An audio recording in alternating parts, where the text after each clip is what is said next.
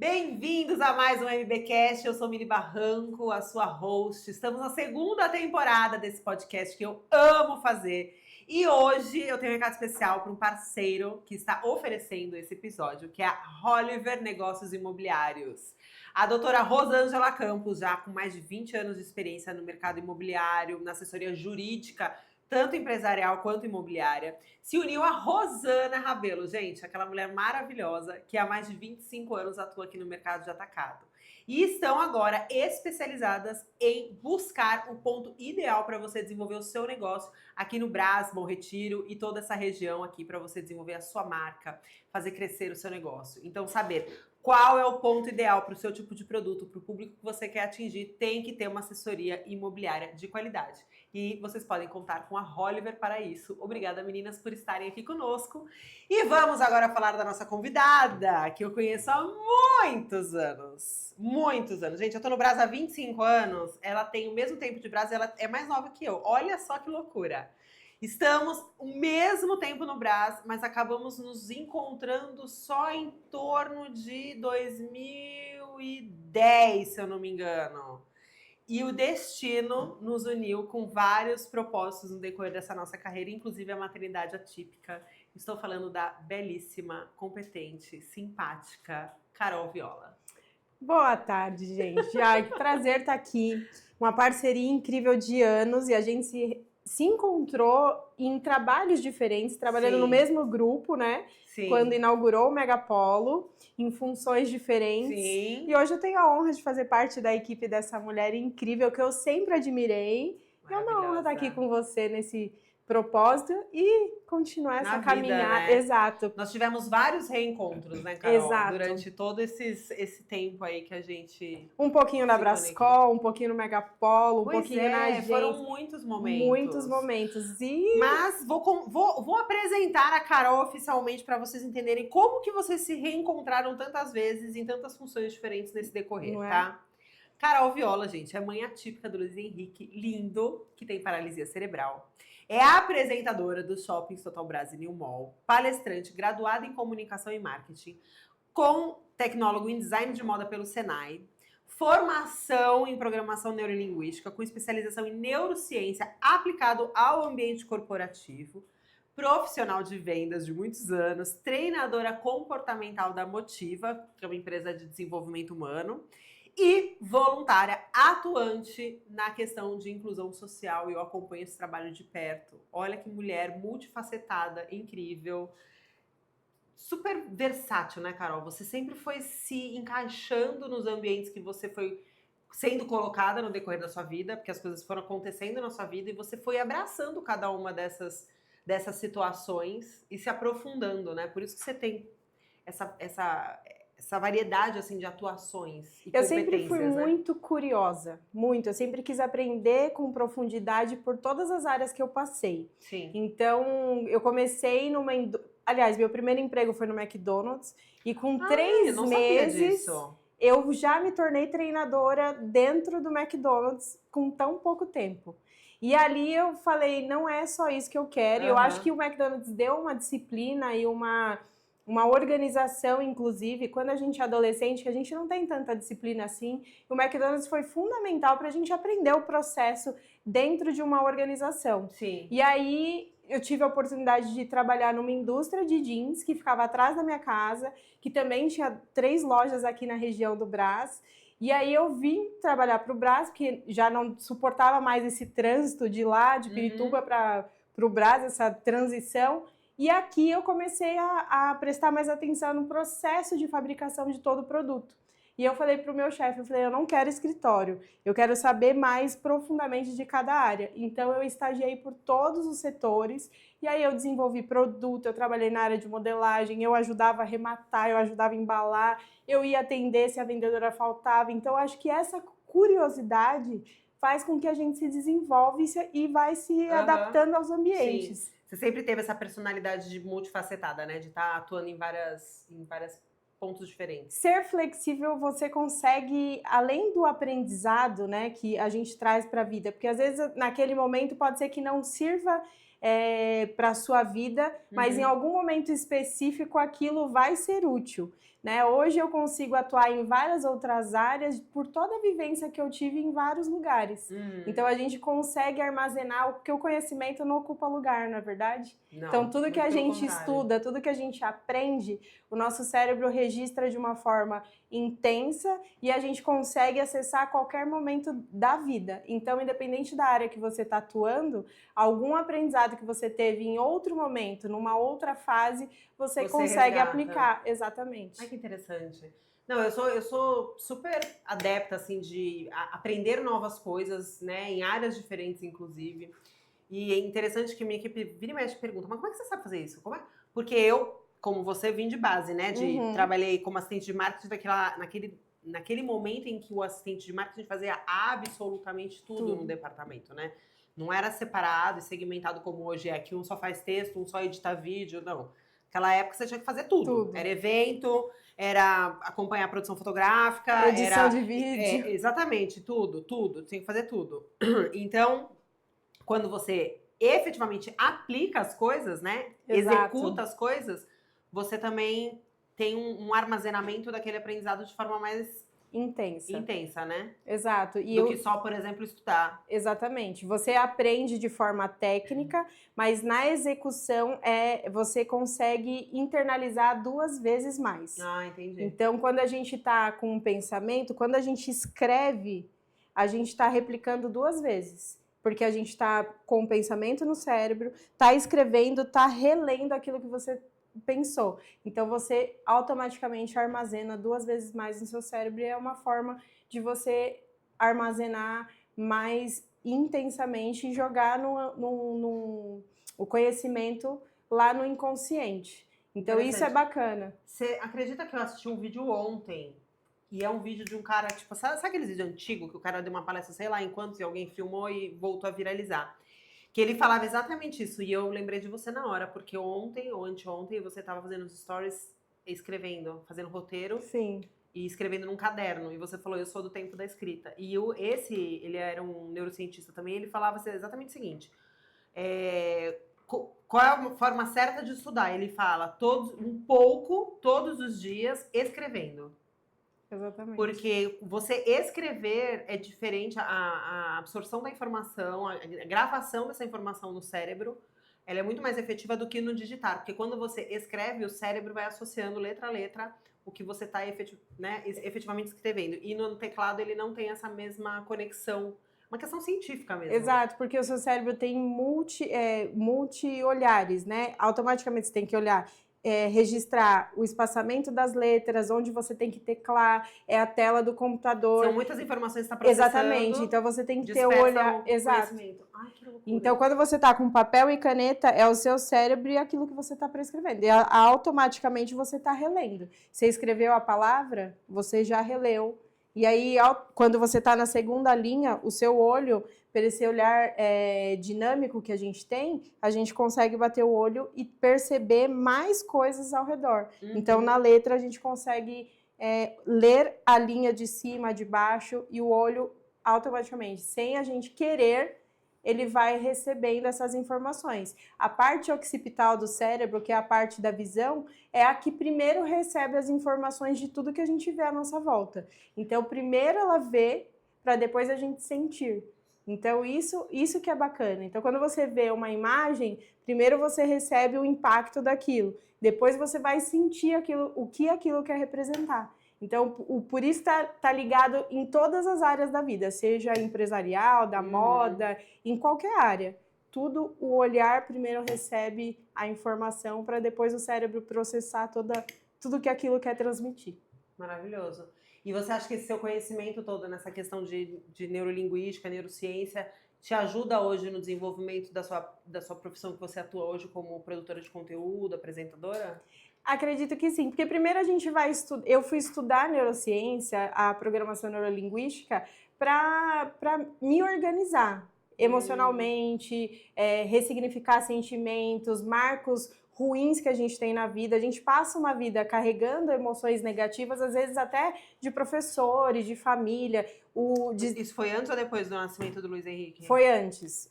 Todo mundo, de 0 aos 7 anos, é a formação da criança. Sim. E geralmente a gente sempre vai ter algum trauma ou outro. Uma mãe, por exemplo, por instinto de proteção, ela às vezes pode instalar uma âncora negativa na criança por proteção. Vamos supor, eu moro numa casa térrea e eu vou te visitar e você mora no 12º andar. E aí o meu filho vai na sacada do seu prédio, tem tela, você dá o grito e fala, sai daí menino, senão você morre. Aí ele já Quando você tocou naquela criança que você falou, sai daí menino, que nem você morre, a criança vai se assustar e naquele momento você instalou uma âncora negativa de medo de altura. Então, muito provavelmente, essa pessoa vai crescer com esse medo de estar em lugares altos, saber o porquê tem sem medo. saber o porquê. E a mãe no instinto da proteção. Então, além disso, tem vários outros traumas que a gente passa durante a vida que a gente precisa elaborar. E seria muito interessante que hoje já está tendo em alguns ambientes escolares essa questão da saúde emocional, da inteligência emocional. Exato. Porque é mais fácil, né? As crianças crescem com mais habilidade de lidar com essas emoções. Então, eu fui estudar por conta disso. Até por conta da neuroplasticidade, Exato. né? Que é a questão de adaptação. Exatamente. E aí eu fui entendendo melhor o ser humano e fui descobrindo o quanto é importante a gente acreditar no potencial de cada um, de desenvolver as capacidades ou até mesmo buscar as capacidades internas que muitas vezes ficam escondidas, porque a gente vive numa sociedade que muitos apontam e falam, você não vai conseguir, você é incapaz, você não pode. E aí muitas pessoas não têm inteligência emocional suficiente de não receber aquilo e falar, não, isso não serve para mim, perdão que eu pus a mão no microfone, de não receber aquilo e falar, não, isso aqui não serve para mim, eu sou capaz, eu vou adiante.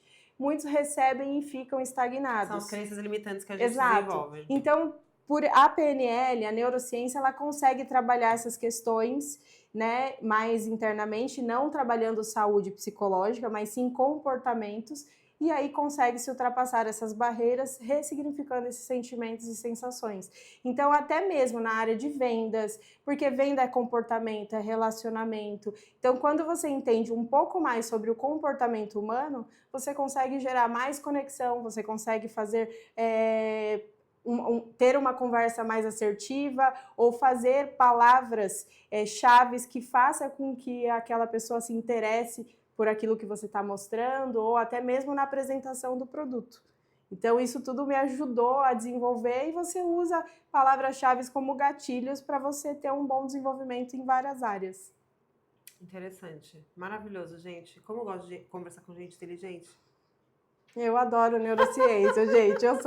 É uma coisa que eu tenho hiperfoco, assim. Eu estudo e reestudo e tô sempre ligada, porque o comportamento humano, ele é fundamental para a gente poder ter uma boa equipe, para a gente poder ter um bom desenvolvimento no trabalho. Muitas pessoas são desligadas de empresa por conta de comportamento e não por capacidade técnica. Sim. Então, às vezes, a pessoa, por capacidade técnica, ela é excelente e aí o comportamento dela influencia. Então, aí vem o trabalho de comportamento humano que faz com que aquele comportamento daquela pessoa melhore para que a capacidade técnica dela esteja alinhada ao comportamento e ela desenvolva um bom trabalho, tanto técnico quanto com a equipe. Ô, Carol, agora eu vou te fazer uma pergunta que meio... Eu acredito, sim, que a pessoa consegue desenvolver habilidades comportamentais com o tempo, né? E, normalmente, esse trabalho que você faz, até em empresas, normalmente as empresas acabam contratando para uma palestra, uma ação pontual. E, dificilmente, eles dão sequência nisso, né? Exato. E funciona só essa questão da palestra e tchau? Não. Como é que... Eu acredito assim, a motivação é que nem banho. A gente tem que tomar todo dia, porque senão não dura. Então, se as empresas deveriam ter um trabalho recorrente. Exato. Então, eu tenho uma loja. Eu tenho lá 2, 3 funcionários. Eu tenho que fazer ações que os meus funcionários se sintam valorizados, mesmo que sejam por metas pequenas, que eles se sintam vistos, que eles se sintam pertencentes ao ambiente, para que ele possa ter o melhor desempenho.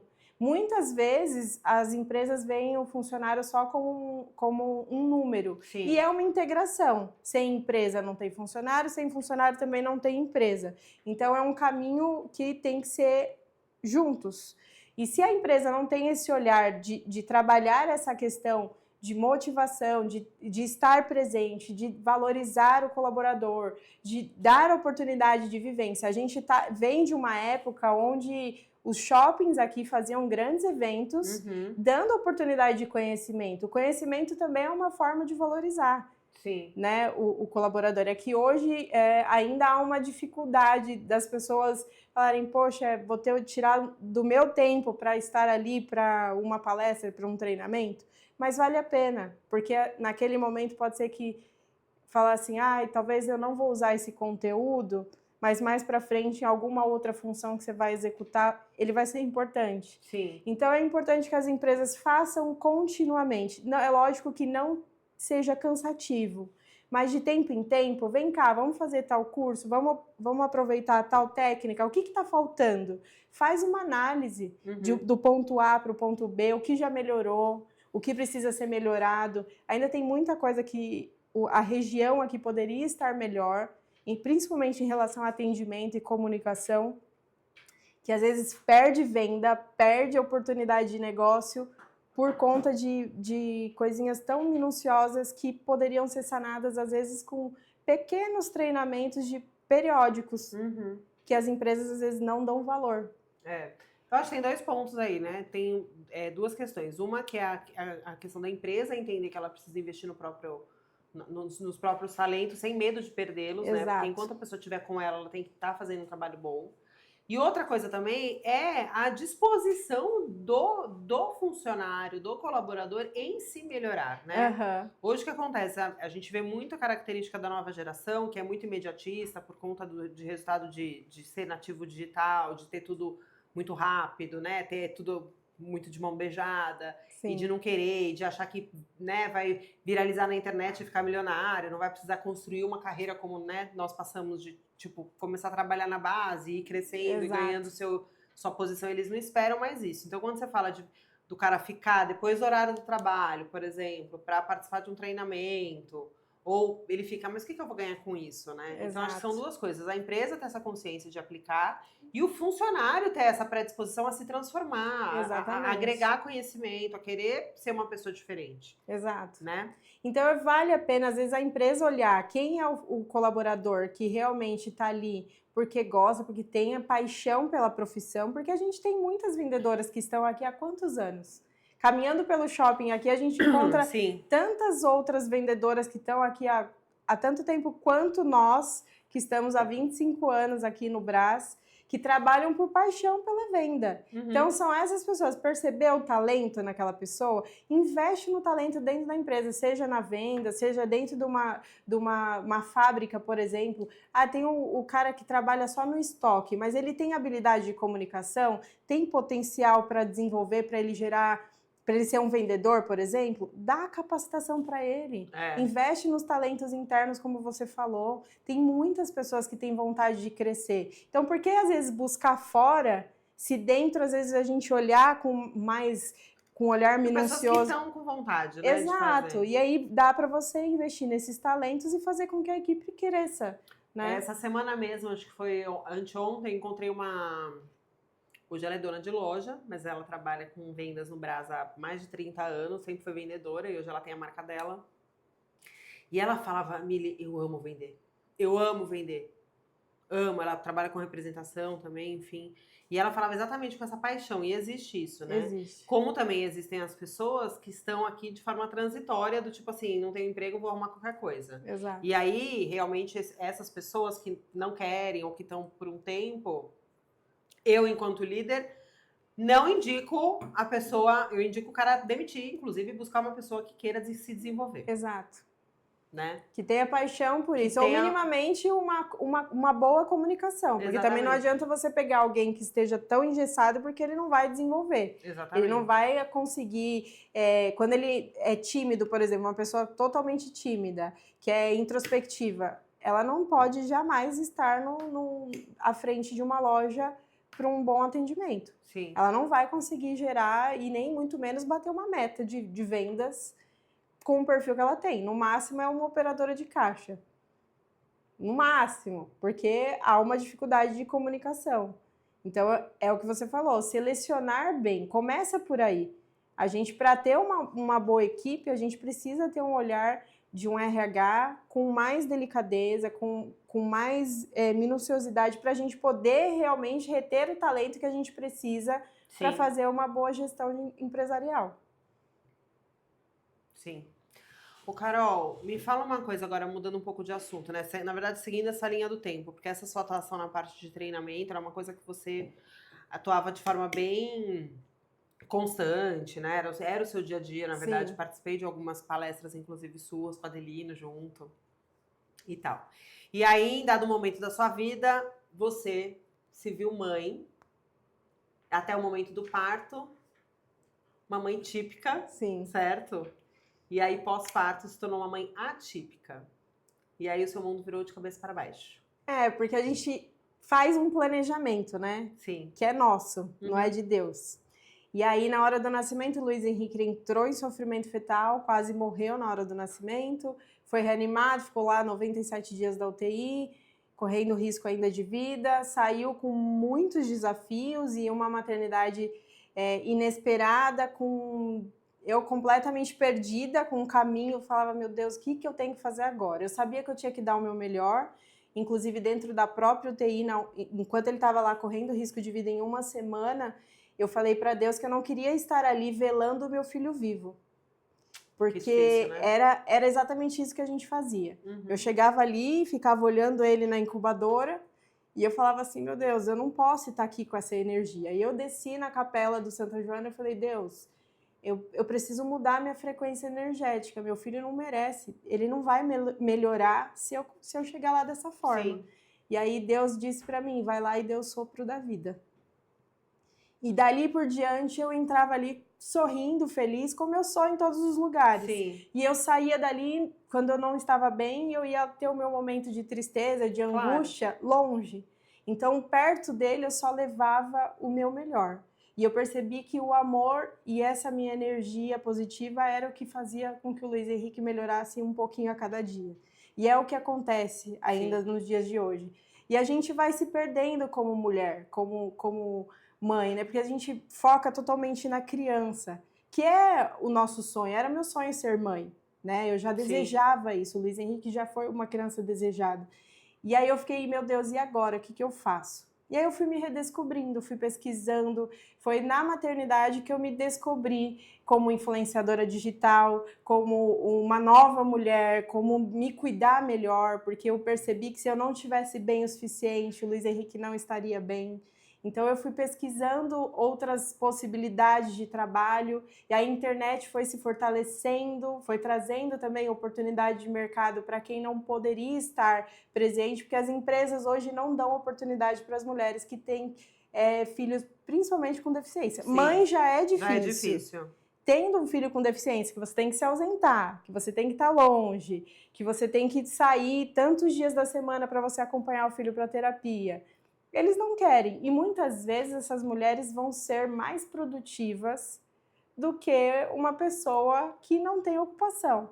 Porque ali ela tem uma vontade incrível de crescer, de ser alguém, de estar ativa. Sim. Né? Então falta oportunidade. Às vezes eu falo, as empresas poderiam investir muito mais nessas mulheres que têm esses desafios com uma carga mais reduzida e ter uma equipe maior. Acho que com flexibilidade, Exato. Né? Elas teriam pessoas muito mais dedicadas, com mais qualidade, um trabalho muito mais bem feito do que alguém desocupado. Eu falo, precisa de um trabalho, de uma ajuda, vamos supor, como fala a palavra, meu Deus, fugiu? De Um apoio, pede para a pessoa mais ocupada. Ah, ela vai sim. te arrumar a tempo. A pessoa desocupada vai te arrumar desculpa. Exatamente. Então, eu sou essa pessoa que posso estar atolada de coisa, mas ela tem um trabalho voluntário ali, eu vou. Tem não sei o que ali, eu vou. É isso, a gente vai se dedicar, a gente vai arrumar tempo para fazer e da melhor forma possível. O Carol, porque também a gente, quando lida com esse mundo atípico, a gente passa a dar valor para outras coisas, né? Exato. E uma das coisas o tempo, ele é extremamente valioso, né? Porque eu lembro também quando eu tive o diagnóstico do Léo, que eu trabalhava de CLT, tá? Eu saí de CLT, da última empresa que eu trabalhei como funcionária, e eu tive o diagnóstico logo na sequência. E aí, assim que eu tive o diagnóstico, eu falei, eu preciso mudar minha forma de atuação, porque eu preciso me dedicar ao meu filho. E como funcionária de empresa que trabalhava quase 12, 14 horas por dia, eu não conseguiria. E aí eu falei, foi exatamente isso, mandei um propósito para Deus e falei, eu preciso disso para cuidar do meu filho. E aí, depois de, acho que uns 2 meses, apenas surgiu, né, uma oportunidade aqui nos shoppings, inclusive. Eu lembro que na conversa com o meu diretor, eu falei exatamente a minha necessidade. Eu falei, o dia que eu precisar levar meu filho na terapia, eu não estarei aqui presente, eu estarei online, no computador, tudo que precisar, mas fisicamente eu não estarei aqui. E foi uma quebra de cultura, porque você sabe muito bem que aqui o sistema de trabalho nessa região, ele é muito tradicional, nesse sentido de tudo presencial, de segunda a sexta ou segunda a sábado, cumprir, né? É tudo muito rigoroso. E eu mesmo tendo trabalho executivo e não trabalhando em loja, mas sem na parte de escritório, e não tendo a necessidade de estar aqui presencialmente, não só eu, mas como todo o meu departamento, nós éramos sim, tem que estar, é necessário, é fundamental. E eu fui uma pessoa que eu quebrei essa barreira, porque a minha condição de aceitar o trabalho foi essa, e meu diretor me apoiou plenamente. Inclusive, hoje eu trabalho muito mais, eu trabalho menos horas em dedicação física. E produz muito mais. E produzo infinitamente mais do que eu produzia quando eu era funcionária. Porque você tem uma mente tranquila de você poder ter essa flexibilidade e você automaticamente, no período que o Léo tá na terapia, você tá lá produzindo. Não, Carol, e é exatamente isso, assim, ó. Eu sei que, por exemplo, o dia que eu vou levar ele na terapia, eu vou conseguir resolver coisas específicas. Então, o que eu consigo fazer no dia que eu levo ele em terapia? Reunião. Porque reunião, eu já falo, reunião tem que ter hora pra começar e terminar, porque senão ela fica improdutiva. Então, tudo que é reunião, eu marco no dia que eu tô na terapia. E eu falo, eu consigo fazer a reunião 3, 4 e 5, que são os horários que ele tá dentro da sala. E eu tenho 50 minutos que eu tenho que tirar ele da outra terapia. Exato. Então, eu faço as reuniões nesse dia. Os dias que eu não preciso levar ele em terapia, eu não faço reunião. Eu faço reunião que eu digo com clientes externos. Eu faço o quê? Reunião de time, distribuo demanda, delego, acompanho a ação, né? Vamos marcar ação para tal dia, porque é o dia que eu tô presencial. E aí, eu fui administrando essa agenda e hoje a agência tem mais clientes além dos shoppings, né? A gente tem outros 6 clientes além dos shoppings. E a gente consegue se dividir nesse sentido, né? Acompanho meu filho nas terapias, né? Participo de eventos ou palestras quando sou convidada, enfim. E a gente vai se redescobrindo, né? Porque a gente sabe dar importância pro que é importante. A gente dá tempo pro que precisa de tempo. Exato. Né? Eu consegui essa questão de me doar mais para os projetos e para as pessoas e para as coisas que realmente são importantes depois da maternidade atípica. Porque a gente percebe que tempo é qualidade, e aí, às vezes, 1 minuto que você perde, ele era tão valioso para algumas questões, você fala assim, não, daqui para frente eu vou aproveitar muito mais e com qualidade, porque quantidade de coisas não traz qualidade, né? Eu falo até pelo Luiz Henrique, que na pandemia eu descobri que quantidade não era qualidade realmente. Ele fazia uma bordoada de terapias e aí eu percebi que na pandemia ele teve mais evolução só comigo sendo o terapeuta dele praticamente. Foi na pandemia que ele sentou pela primeira vez, que ele teve tempo dele ser criança. E aí que eu percebi, eu falei, eu preciso diminuir a carga horária do Luiz para que ele possa também descansar. Porque não adianta eu colocar ele 5 vezes na semana fazendo 4 horas de terapia todos os dias. Em que momento ele vai ser criança? Exatamente. Em que momento eu vou ser a mãe do Luiz Henrique? Então eu tirei, agora a gente tem o tempo da brincadeira, o tempo que eu faço estímulo, Porque na condição dele, eu tenho que fazer algumas obrigações para prevenir algumas questões Sequelas, né? que a paralisia cerebral traz. Mas também eu falo, hoje ele está cansado, eu respeito o tempo dele. E a gente tem que respeitar também os nossos limites. Sem dúvida, sem dúvida. Porque a gente cansa a nossa mente. Você sabe, sendo mãe atípica, que a nossa mente gira em looping. E aí quem cuida E tem duas coisas, né? As mães, em geral, elas já são cobradas pela sociedade, pela família, por todo mundo de fora. E a gente ainda tem a nossa cobrança como mãe, né? Interna, de julgamento, né? Da gente se julgar, do auto-julgamento. E vira e mexe, vem alguém e fala, mas por que você não faz isso com ela? Eu falo, porque ele agora está fazendo isso, é isso que eu consigo administrar neste momento. Exatamente. Entendeu? Então, é exatamente isso que você falou. A gente aprender a respeitar também o limite da criança e o nosso limite. Nosso limite. Exatamente, porque além de tudo tem a cobrança dos terapeutas, né? Sim. Mãe, você tá fazendo isso? Mãe, você tá fazendo aquilo outro? Fala assim, qual o momento que o terapeuta falou, mãe, você tirou seu tempo para você ir lá fazer sua atividade física, para você sentar e assistir uma série sem fazer nada? Carol, mas eu consigo administrar isso muito bem, porque eu faço terapia. Sim. Né? E eu acho que é extremamente importante, não só mães atípicas, mas qualquer ser humano fazer terapia é vida. A gente consegue determinar limites, a gente aprende a falar não para várias coisas e a gente aprende exatamente uma coisa que você falou logo no começo. Para eu fazer bem pro meu filho, eu tenho que estar bem. Exato. E essa consciência eu tive bem rápido, assim, depois do diagnóstico dele, porque eu tive, na fase do diagnóstico, passei uma fase bem difícil na minha vida pessoal, enfim. E aí eu entendi que eu tinha que tomar uma atitude, uma decisão para eu ficar bem, que o meu filho ia se beneficiar. E eu tomei essa decisão e foi a melhor coisa que eu fiz, porque realmente o clima da minha casa melhorou, a nossa vida melhorou, a minha vida começou a fluir, o Leonardo parou de ter crises, que ele tinha crises direto. Então, assim, uma série de coisas. Então, às vezes a gente precisa parar, respirar para tomar decisão. Isso não só na maternidade atípica, quanto no mundo corporativo, né? A gente tem que ter esse momento de sanidade, de parar e assistir um filme só para deixar a cabeça descansar. Realinhar o pensamento e ajustar a rota. A gente tá o tempo todo ajustando a rota. Sim. Então, às vezes, você escolhe o caminho e ali, no meio da jornada, você percebe que não é aquele lugar. E aí tem várias bifurcações que a gente pode escolher. E a gente vai estar sempre, o tempo todo, fazendo escolhas. E automaticamente, o nosso cérebro, ele vai fazer a gente se boicotar, ele não quer mudança. O cérebro, ele não quer desafio, ele não quer que a gente crie desafios para que ele possa ter um desgaste maior. Ele quer que você continue na zona de conforto. Então, por isso, muitas vezes, é difícil a pessoa dar o primeiro passo para isso. O passo para a mudança, seja para o emagrecimento, seja para uma vida saudável, seja para uma mudança numa família. Então, é necessário muita razão, pensar muito com a razão, porque entre a razão e a emoção há uma linha muito tênue, né? E o cérebro, a gente acaba pensando muito com a emoção. E a gente muitas vezes vai deixando a vida levar e a gente vai perdendo aquele tempo, o famoso tempo presente precioso. Sim. Que o que importa mais não é o objetivo que a gente vai alcançar, é a jornada.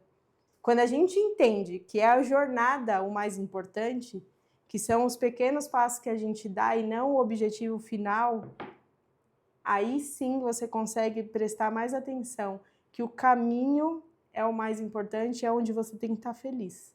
Porque independente do que você escolheu como objetivo, a caminhada, quando ela é florida, a vida fica mais leve, mais feliz.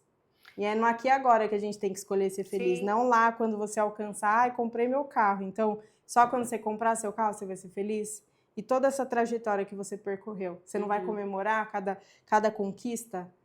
A gente aprendeu a comemorar com os nossos filhos. Não, cada coisa mínima, né? Quando o Léo cortou o cabelo, a gente comemorou. Quando o Luiz aprendeu a sentar sozinho por 50 minutos, ou com 5 segundos que ele fica sentado sem apoio. Quando ele rolou fora da cama sozinho e bateu a cabeça.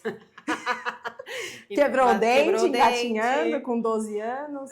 Que a ciência disse que ele não iria. Então, onde estão esses rótulos? Onde estão as comemorações daquilo que está, entre aspas, fora da expectativa que a sociedade ou a vida coloca sobre nós? Sim. Então, é importante a gente entender que o nosso presente precioso... Você já ouviu falar da metáfora do velho feliz? Não. Tinha um menino que passava e um velhinho sentado na calçada e o velho estava sempre feliz. E o menino falava assim, velho, por que você é tão feliz? E ele falava, porque eu tenho um presente precioso. E aí o menino passava todos os dias, velho, quando eu vou ter quando eu vou ser tão feliz como você? Aí ele falou, porque quando você receber o seu presente precioso. Ele falou, mas meu presente precioso vai ser a bicicleta que eu vou ganhar no Natal? Ele, não sei, pode ser. Mas o presente precioso, sim, esse vai te deixar feliz. E aí passou o ano inteiro. E a criança na expectativa de receber o presente precioso. E aí no final do ano, aquele velho vira para a criança e fala, filho, o presente precioso é o aqui e o agora. E você viveu todo esse ano na ansiedade de receber algo do universo que fosse mudar sua felicidade, a sua vida. Sendo que ele poderia ter sido feliz em todos os momentos. E aí quando a gente percebe que a gente pode ser feliz no aqui e agora, sim, a gente muda a nossa trajetória. E foi o que eu percebi através do Luiz Henrique. Então, todos os dias eu sou feliz no aqui e agora com o Luiz, independente das circunstâncias, né, ou das conquistas dele. E aí eu escolhi ser feliz todos os dias. E trazer essa felicidade, mostrar para as famílias que a gente pode ser feliz no trabalho, que a gente pode ser feliz na família, com as adversidades que a gente vive, sendo mãe atípica. Sim. Que a mulher ela pode se reinventar, pode se redescobrir, que ela pode buscar as capacidades delas que estão ali adormecidas, buscar renovar suas energias e olhar o universo, tem 1000 possibilidades. Olha quantas coisas a tecnologia vem trazendo para a gente como possibilidade de se reinventar como mulher, empreendedorismo. O Brás poderia, inclusive, inovar, trazer pessoas que poderiam trabalhar de casa, favorecendo o comércio. Sim. Eu penso muito nessa questão de fazer com que essas mães possam ter essa possibilidade. Possam ter um mercado de atuação, né? Porque assim, Carol, eu, por exemplo, o Léo, eu tenho uma infraestrutura, uma rede de apoio, uma infraestrutura muito boa para ele. O meu trabalho me proporciona isso e a minha família. Sim. E então eu consigo administrar minha agenda, né, nesse sentido de estar me dedicando a ele, ao trabalho e equilibrar esses pratos. Mas lá na clínica que eu frequento tem, né, com o Léo, tem várias mães que é exatamente isso que você falou. Vai todos os dias da semana, tipo, acompanhar um filho em terapia, porque um dia faz hidroterapia, outro dia é físio, outro dia é isso, outro dia é aquilo, então todo dia tá na clínica. E aí essa mãe fala, não tenho como trabalhar. E aí elas fazem o quê? Elas vendem lanche, vende, né, todos os produtos de catálogo, Eudora, Avon, vai tudo, né, e vai tentando se virar como dá. Né, leva mala com geladeira cheia de doce, né? Tem muitas que fazem doce em casa e leva lá para vender. E vai tentando se virar assim. Mas tem uma série de empresas realmente que poderiam usar essas pessoas. Né? Ainda mais empresas que trabalham no sistema de home office, poderiam empregar justamente essas mães, porque elas têm disponibilidade de estar lá num computador fazendo alguma coisa, produzindo conteúdo, texto, né? Fazer saque de rede social, por exemplo. Você não precisa ter um funcionário direto dentro da sua empresa. Você poderia usar justamente esse público que é extremamente carente de trabalho, precisa trabalhar, porque os tratamentos são caríssimos. Exato. Né? Cada vez que a criança precisa trocar uma órtese. Tem uma mãe agora que está fazendo uma campanha que o filho precisa de uma cadeira de roda nova para ele viver em sociedade.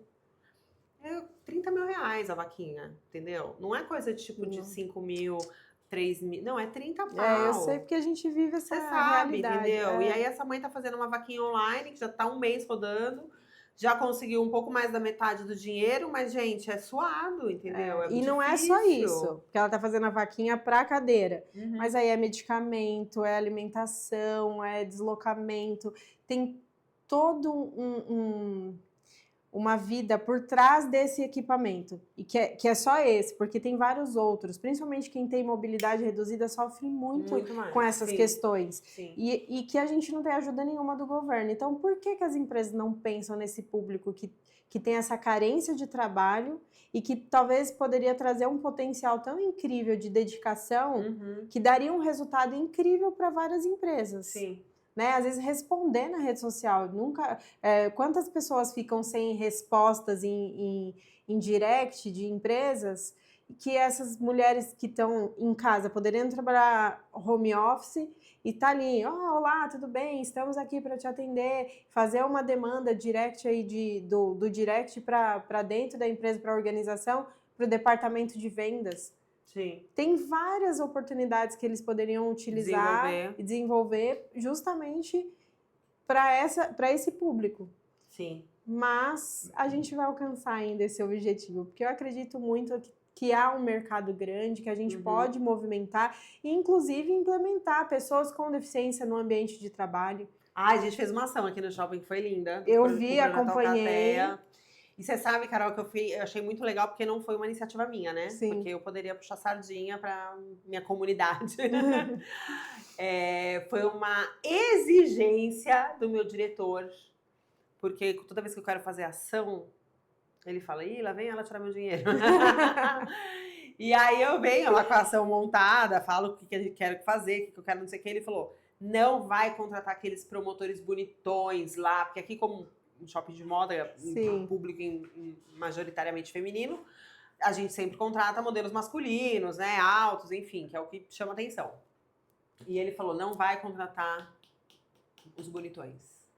Eu quero que você contrate... No dia ele me falou crianças autistas, mas eu falei, a gente é um shopping de atacado, não acho que não tem muito sentido a gente trabalhar com o público infantil, trabalhando, enfim. Então, falei, criança não. Mas tem um projeto, falei pra ele, da doutora Eliane, que é justamente, eles desenvolvem capacitação profissional para adolescentes e adultos autistas. Porque ela falou, ela tem um filho acho que de 15, 16 anos, e ela falou, Mili, muito se fala sobre as crianças autistas, mas ninguém fala que o autista cresce. Sim. E se torna adulto. E aí, esse adolescente, esse adulto autista, ele fica esquecido dentro de casa, porque ele não tem colocação profissional, porque nunca ninguém acreditou no potencial dele de desenvolver qualquer função. Até mesmo dentro das clínicas, né? Que chega uma hora que fica limitado o espaço para aquela pessoa. Exatamente. Né? Então, até agora estão criando clínicas específicas para adolescente e adultos, para que eles possam ter outras funções. Sim. E até treinamento funcional para que eles possam viver sozinhos. Isso é muito legal. Sim. E eu achei incrível essa campanha, que a gente possa trazer cada vez mais. E a gente já vem desse universo, até mesmo antes de ser lei, que a Brascol dava oportunidade de emprego para pessoas com deficiência. Exatamente. Então, isso é muito bom. A gente vê que o universo está mudando, as pessoas estão tendo um outro olhar. Que a gente possa cada vez mais consciência, né? Exato, trazer isso para o mercado e também preparar as pessoas, né? Porque as pessoas não estão acostumadas a lidar com as diferenças, apesar de a gente viver num mundo diverso. Sim. Mas a gente precisa realmente trabalhar a ambientação, deixar com que todo mundo esteja preparado para lidar com o diferente e deixar mais confortável para quem vem também trabalhar nesse ambiente que é uma loucura e não é fácil de se adaptar. Mesmo quem não tem deficiência, já é difícil transitar, principalmente aqui na região do Brás. Sim. Mas tem funções específicas que você consegue colocar, né? Exato. No Projeto Alcateia mesmo, eles têm uma oficina que ensina as crianças a estampar camiseta. Isso é muito legal. Entendeu? Com o silk. Eles aprendem a fazer o silk nas camisetas. Inclusive, as empresas podem, quando vai fazer camiseta promocional, por exemplo, podem comprar do projeto. Isso é Então, legal. quer dizer, até quando você vai desenvolver um brinde para sua empresa, uma camiseta para a equipe que você pode comprar de uma empresa, você pode comprar do Projeto Alcateia, que é feito pelos adolescentes. Então, é uma forma de você não vai colocar ele, por exemplo, para atender o público, porque ele tem dificuldade de comunicação, né? E socialização, que são as questões do autismo. Sim. Mas você pode colocar ele numa linha de produção. Né? Ela estava toda feliz que diz que 2 meninos que estavam no projeto fazendo cursos e tal, conseguiram um emprego de carteira assinada no Hospital Nipo Brasileiro, Olha que bacana, gente. fazendo o kit de talher dos internados. Sabe aquele kitzinho, aquele Sim. a gente não recebe, né, o plástico com o guardanapo, faca e garfo. Aquilo não é feito por máquina, que é feito por uma pessoa. Só que acontece, a geração atual, as pessoas não querem essa função. Exato. Mas esses meninos fazem, e eles fazem extremamente felizes, porque eles se sentem úteis, eles se sentem integrados, eles têm carteira assinada, recebem salário, então eles vão felizes, saltitantes para o trabalho, para fazer uma função que ninguém mais quer fazer. Exatamente. E né? se sentem pertencentes, né? Pertencentes. É como a Laura, que trabalha na Padaria Real, em Sorocaba, atendendo o público, ela que adora, super comunicativa, tendo síndrome de Down, e ela atende, todo mundo fala, eu quero ser atendida pela Laura. Sim, e ela fala, né? Ela fala. Como fala, meu Fala Deus. super bem. E ela deu Não, uma aula, ela é super comunicativa. deu uma aula de gastronomia esse fim de semana para outras pessoas com síndrome de Down. Muito e é legal. muito legal você ver essas pessoas inseridas, ensinando. A Laura dá treinamento, às vezes, de mexer nas máquinas de café. E ela recebe todo mundo que vem trabalhar na Padaria Real e defende. E aí ela ensina. Lá na Padaria Real tem pessoas com autismo, tem pessoas com cadeirantes que também trabalham na padaria e em outras áreas. E aí você vê como as no caixa, um cadeirante pode trabalhar no caixa, pode. porque não precisa ficar andando na padaria pra cima e pra baixo. Exato, mas tem cadeirante lá que trabalha, inclusive, na produção de pães. Ah, legal. Então, assim, você passa por várias áreas, e aí a pessoa se identifica e fica no lugar. E essa padaria, ela dá muita oportunidade de trabalho para várias áreas de pessoas com deficiência. E aqui a gente possa ver isso em outros ambientes também, né? Carol, na verdade, tudo que a gente está falando, desde a parte de neurociência até essa questão de inclusão, volta para o mesmo eixo, que é justamente o empresariado abrir a mente e adaptar e trabalhar a questão de capacitação de equipe, de oportunidade para que a empresa desenvolva. Porque quando a empresa oferece essa oportunidade para o funcionário dele estar buscando conhecimento, dele ter acesso a questões de evolução, de tecnologia, né? Dele se desenvolver, ele cria uma fidelidade com essa empresa, ele se dedica muito mais. Exato. Né? Então, ser visto. Então, tem um outro público também que precisa ser visto, que está crescendo cada vez mais e vai crescer cada vez mais, que é o público 60+, que é a questão do etarismo, que várias marcas já estão abordando. Por quê? As pessoas estão ficando mais velhas, né? Mais velhas do que antigamente. Né? As pessoas faleciam com 65, 70 anos. Hoje estão chegando a 100 anos. Exato. Né? A expectativa de vida cresceu muito. Só que hoje o que acontece? A aposentadoria não sustenta mais ninguém. As pessoas precisam continuar trabalhando. Então, até quando o mercado não vai fechar os olhos para isso? Então, tem várias coisas que o empresário ele precisa começar a abrir a mente dele e entender que não dá para ele trabalhar no mesmo modelo que ele trabalhava há 20 anos atrás, né? E até mesmo porque o público que tem envelhecido com mais tempo, tem mais idade, a mentalidade é diferente dos jovens hoje da geração Z, e eles trabalham com mais dedicação, mais focado. Então, tem essa questão também de fidelidade de onde eu estou trabalhando, até pela oportunidade de emprego. Sim. Então, isso é bacana também. Eu tenho visto bastante empresas que estão contratando e coloca lá na especificação 60+, 50+. E eu tenho visto bastante em várias empresas grandes, multinacionais, dando preferência para esse público. Até mesmo porque é mais difícil esse público falar, não, cansei, eu vou mudar de emprego e abandonar, né? Porque o jovem hoje, como você falou, por esse lado imediatista, eles querem mudança, muita mudança, com mais rapidez. Sim. E aí acaba com que eles falam, não, agora cansei desse trabalho, quero outro. Então já sai e pula de galho em galho, né? Que nem eu fazia quando era adolescente, que eu pratiquei todos os esportes possíveis. Balé, ginástica rítmica, aí fui fazer violão, aí fui fazer vôlei, fazer tudo. Uma loucura. Mas eu tinha 8, 9 anos, né? Não tinha 20 e pouco. Com 20 e pouco eu já estava na faculdade, terminando, inclusive, e trabalhando. Ô, Carol, agora falando exatamente em segmentação, em espaço fechado, em abertura. Hoje você atua num segmento de plus size, como modelo, apresentadora. Apresentadora, na verdade, você apresenta qualquer coisa, né? Você é apresentadora. Mas como modelo de plus size, que é um segmento que cresceu muito, sempre foi muito negligenciado e sofreu muito preconceito, né? Sim. As marcas não queriam fabricar para esse público, então era difícil de achar roupas modernas, então foi um processo, né? Sim. Hoje eu acho que o segmento de plus size, ele tem um mercado bem amplo, bem que funciona, que a economia entendeu que ela gira em torno desse público também. Sim. Em contraponto, a gente tem agora o wellness, né? Que todo mundo tem. As eras agora de Mounjaro, Ozempic, não sei o que fica aquela. E a internet traz toda essa narrativa de gordofobia e ódio e tudo mais. Enfim, como é que. Me fala um pouco desse mundo aí, como é que você. Olha, se eu falar para você que eu não sofro gordofobia, eu vou estar mentindo. E muito eu sofro até pelos próprios fabricantes de roupa plus size. Mentira. Porque eu não quero que marque minha roupa, porque você tem muito busto, porque tá marcando sua barriga.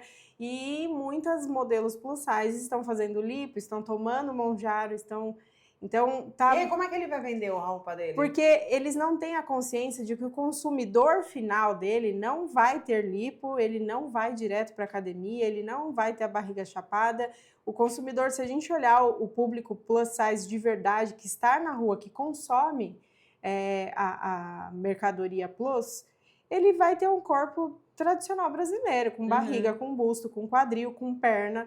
Eu não era uma pessoa gordinha, você me conheceu, Sim. eu engordei depois da maternidade, foi difícil até eu me encontrar, eu só usava legging e camisão, porque era o que tinha, ou eu me vestia igual uma senhorinha, saia jeans bordada e roupa estampada, porque era só o que tinha no mercado.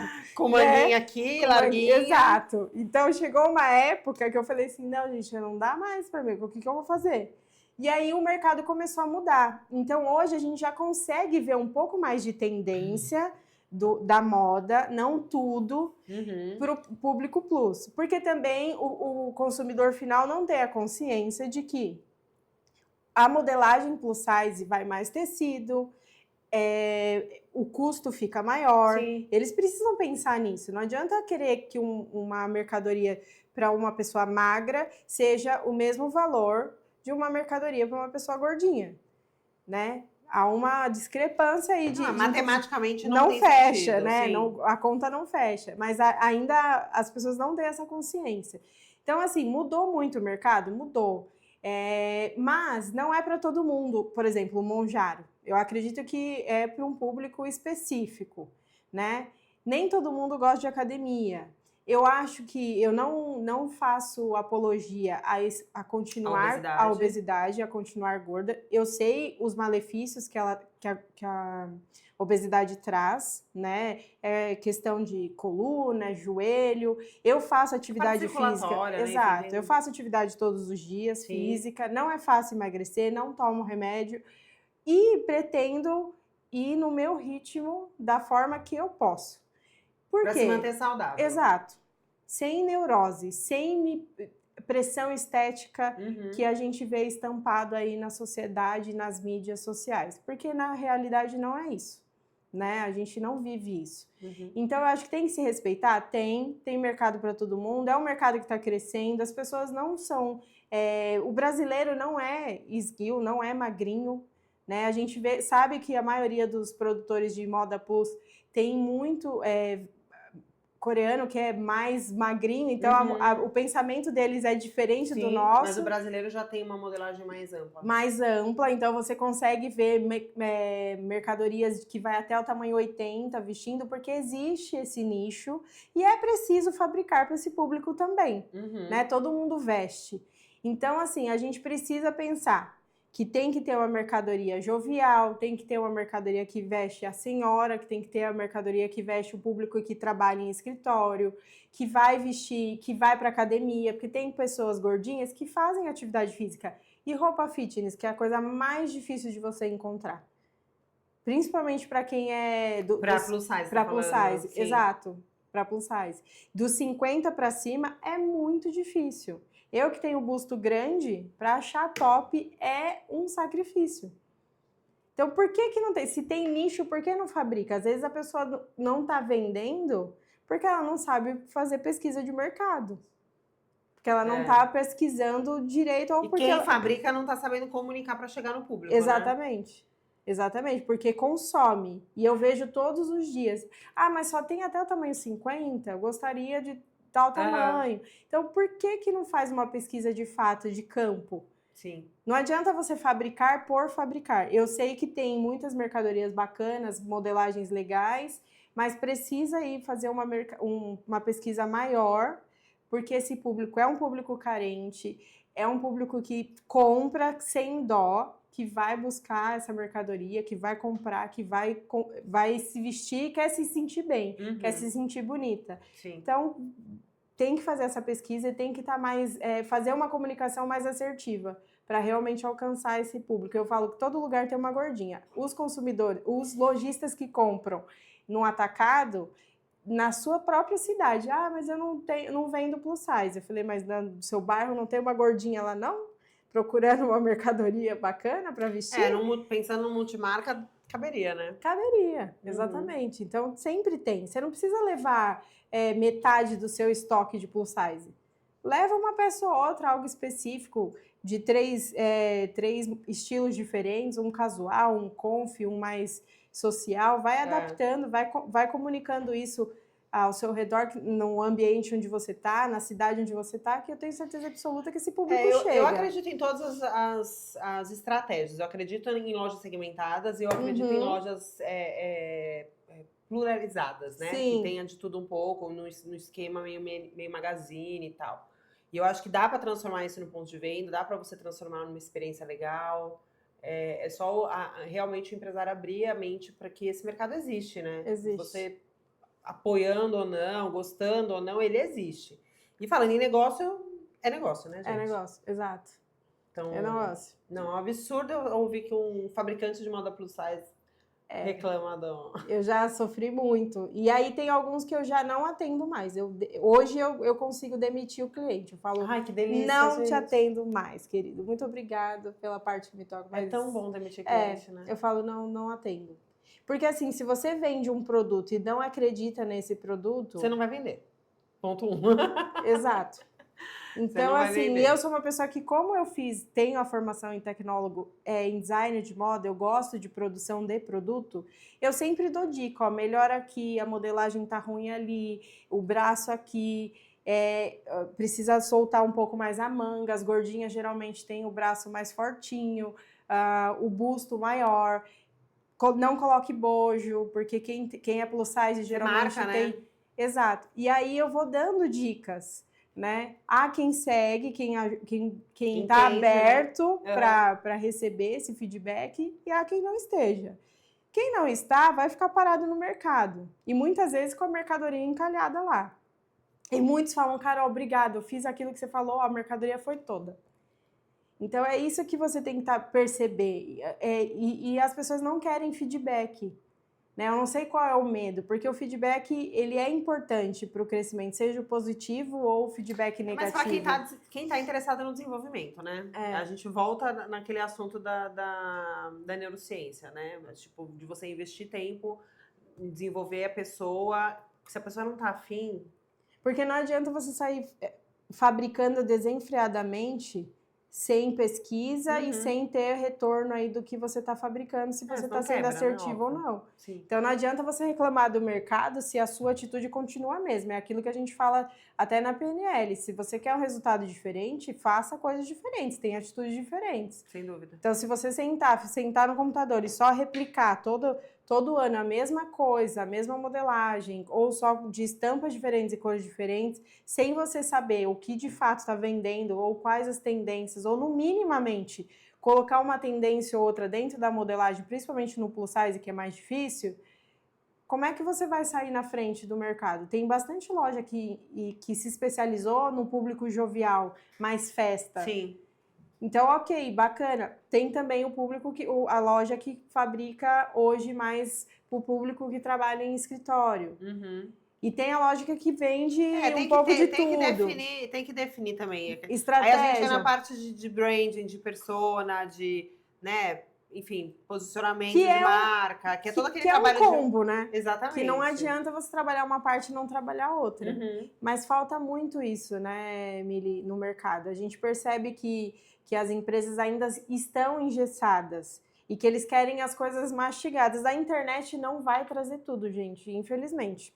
Por mais que a gente tenha essa possibilidade... Não, ela vai te trazer insights, vai te trazer, né, tipo, dicas, coisas, mas para a coisa acontecer, você tem que colocar em prática. Exato. Né? Você tem que fazer. Não E tem pesquisa milagre. de pessoas, porque não adianta. Hoje todo mundo está falando do IA, né? A gente vê, inclusive, as lojas usando o IA para colocar a roupa na modelo. Na sua foto. Exato. Aquilo não é real, não vai trazer a realidade. A mesma coisa quando você faz pesquisa de mercado. Você vai fazer pesquisa de mercado na internet, que jeito? Não, acho que então, são duas propostas absolutamente diferentes, né? Essa questão da modelo vestir a roupa via IA é uma coisa bacana, tecnológica, você fica impressionado. Mas não substitui o prazer da pessoa vestir a roupa e sentir o caimento no corpo dela. Exato. Né? Porque o fato de você colocar a figurinha lá, o avatarzinho, usando a roupa no meu corpo, na minha foto do meu corpo, não vai mostrar efetivamente o caimento da peça. Porque ali mostra um padrão completamente diferente. Então são duas coisas diferentes. Uma coisa é trabalhar uma imersão de tecnologia, que é uma coisa super bacana. Isso até traz aquele filme As Patricinhas de Beverly Hills, você lembra? Que a gente já sonhava com aquilo. Exato. Né? Só que quando veste é outra coisa, é outra experiência. Aí a gente entra na questão do marketing de experiência, de você transformar seu ponto de venda num ponto de acolhimento, enfim. Então, que aí você trabalha marketing olfativo, você trabalha a questão da fidelização, relacionamento, que é tudo isso, faz com que o cliente se sinta bem e volte na sua loja para comprar. Exatamente. Né? Que é a experiência, não é? Que está associada ao neuromarketing. Exatamente. Maravilhoso. Exatamente. Maravilhoso. Gente, olha quanto assunto eu passei com essa mulher. E tem muito mais, para horas de papo 5 aqui, horas né? Os meninos vão bater na gente, se a gente ficar aqui 5 horas. Não é? Não, mas é muito legal, né? A quantidade de conhecimento que a gente vai adquirindo no decorrer da nossa caminhada. E o compartilhamento, eu acho isso muito, muito legal em você, Carol. Você tem essa característica, né? De ser muito generosa em compartilhar o seu conhecimento em todas as áreas que você atua e por todo lugar que você passa. Isso é uma característica sua e isso é muito... Porque eu acredito que assim eu fui recebida também, né? Em todos os lugares que eu passei. Quando eu cheguei para trabalhar no Brás, eu não sabia absolutamente nada. E aí eu falei pro dono da marca que eu trabalhava, e eu falei assim, eu não sei nada. Ele falou, qual o seu nome? Eu fiz Ana Carolina Viola. Dele fez, está contratada. Aí eu fiz, mas ele falou, eu vou te ensinar. E ele me ensinou do zero.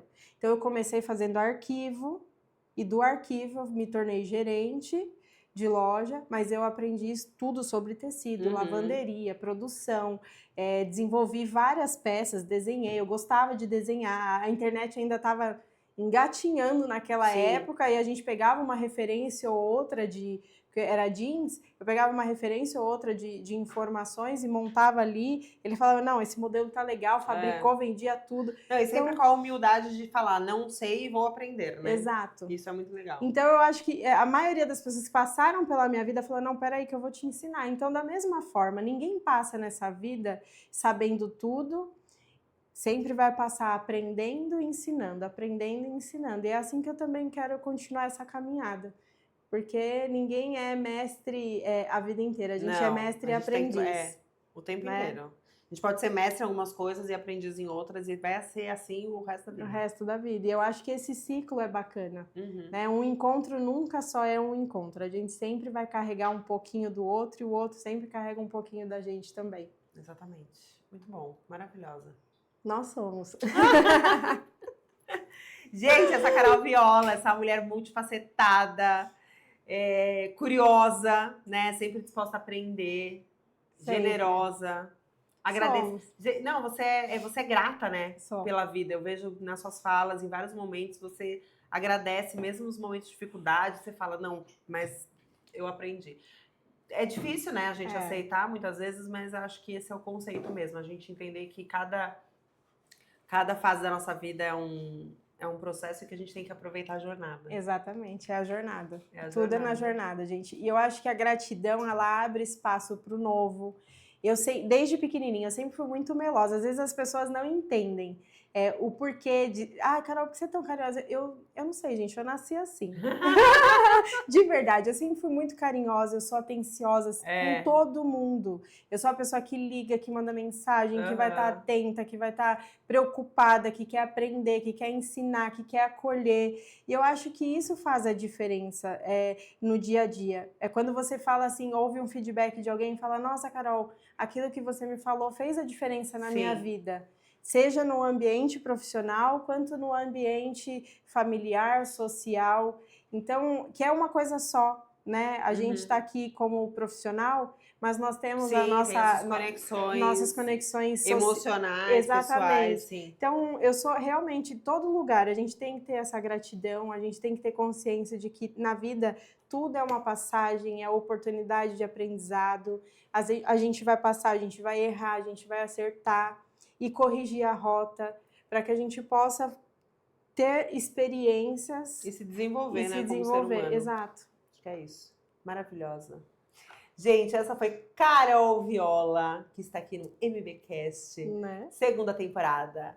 Quero agradecer ao nosso parceiro desse episódio, Oliver Negócios Imobiliários. Se você busca um ponto para desenvolver o seu negócio aqui no Brás ou Bom Retiro, acesse as meninas, que elas são fera e vão achar um ponto ótimo para você. Muito obrigada, não esqueça de curtir esse episódio, comente, compartilhe com aquela pessoa que precisa ouvir essa mensagem que a Carol maravilhosa compartilhou conosco e se inscreva no canal. Até a próxima!